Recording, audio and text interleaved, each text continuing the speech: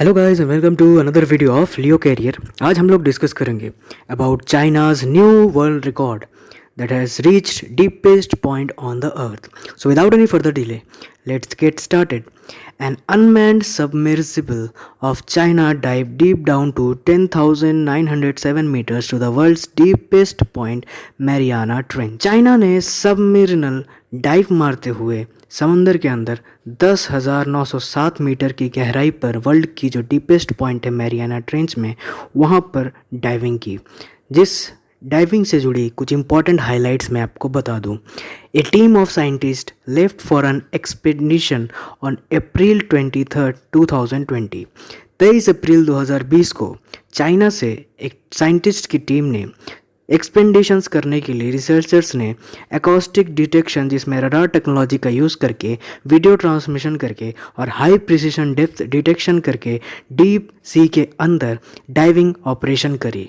इस ऑपरेशन के तहत चाइना ने अपने झंडे डीप सी पॉइंट में गाड़े, जहां पर चाइना ये एफर्ट्स कर रहा है कि to develop deep sea technology to explore mining of natural resources from the. समुंदर के अंदर से नेचुरल रिसोर्सेज की कैसे एक्सप्लोरेशन की जाए और कैसे समुद्र के अंदर के खनिज पदार्थों को अमल में लाया जा सके, इसकी खोज चाइना कर रहा है।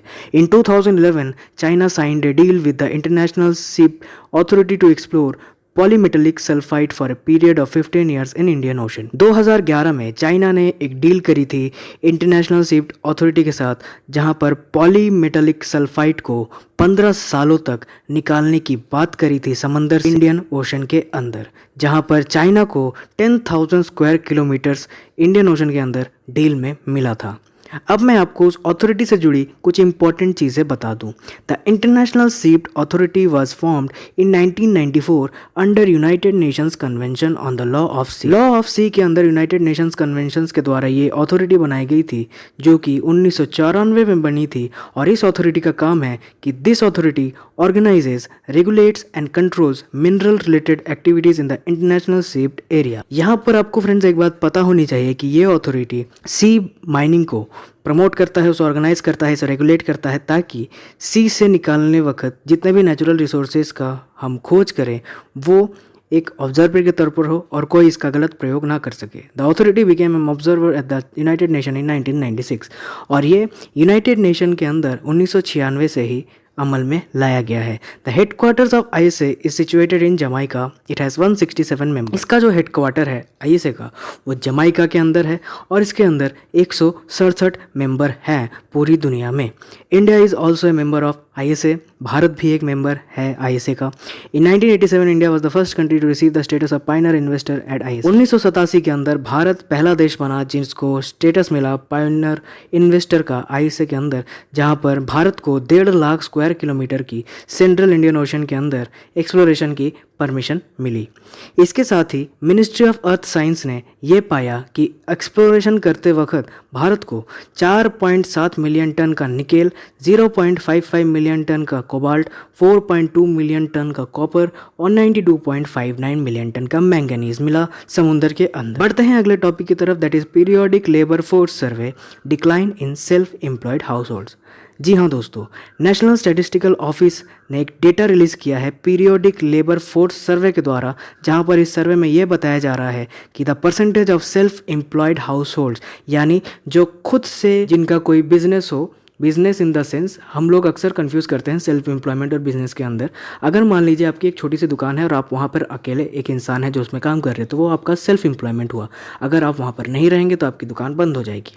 और बिजनेस ऐसा होता है कि अगर आप वहाँ पर होते भी हैं या नहीं भी होते हैं, आपका काम चलता रहता है। तो ये डिफरेंस आपको क्लियर करना जरूरी था। तो यहाँ पर इस परसेंटेज से निकल के सामने आया है कि सेल्फ एम्प्लॉयड हाउस होल्ड जो है रूरल इंडिया के अंदर वो 52.2% से 51.7% तक घट चुके हैं। 2019 में 52.2% का आंकड़ा था, जहां पर सेल्फ एम्प्लॉयड हाउस होल्ड्स थे, जो अब घटकर 51.7% हो चुका है। इस सर्वे से जुड़ी कुछ इंपॉर्टेंट हाइलाइट्स मैं आपको बता दूं। The survey says that in urban India the self employment households decline from 32.4% to 31.8%। काफ़ी चौंकाने वाला आंकड़ा है। अर्बन इंडिया, जो कि हमारी ग्रोथ का सबसे बड़ा हिस्सा माना जाता है इंडियन इकोनॉमी के अंदर, खासकर वहाँ पर हाउस होल्ड्स की संख्या जो है सेल्फ एम्प्लॉयड की वो 32.4% से 31.8% तक खिसक चुकी है और ये डिक्लाइन रूरल इंडिया के कारण भी हुआ है, खासकर because of falling dependence on agriculture. Agriculture पे डिपेंडेंस अब धीरे धीरे घट रही है, चूँकि पढ़ा लिखा जो नौजवान अब गाँव में जा रहा है वो खेती करना नहीं चाहता। इसके साथ ही the self employed households that depend on agriculture has decline for 37.8% to 36.6%। इसके साथ ही जो एग्रीकल्चर पे डिपेंड हाउस होल्ड वो भी डिक्लाइन कर चुके हैं 37.8% से 36.6% तक, जो कि बड़ा डिक्लाइन है। और भी कुछ की फाइंडिंग्स इस रिपोर्ट से जुड़ी मैंने आपको बता देता हूँ। The survey says that in urban India people running small shops have folded up and become labourers. एक चौंकाने वाला आंकड़ा है कि अर्बन इंडिया के अंदर जिन लोगों की छोटी दुकानें थी उन्होंने अब उसको बंद कर दिया है और बंद करने के बाद अब वो लेबर बन चुके हैं।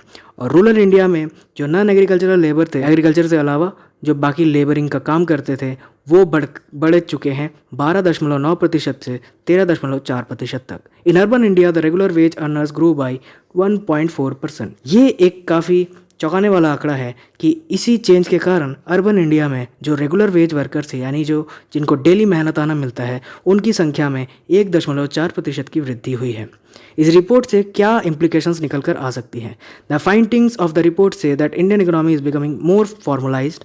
The Indian government has been trying push formalization and digitalization so hard in the last 5 to 6 years। In 5 से 6 सालों में, खासकर जब से ये प्रेजेंट गवर्नमेंट आई है, आप यहाँ पर ये समझ सकते हैं कि ये इकोनॉमी को काफ़ी फॉर्मलाइज करना चाहती है।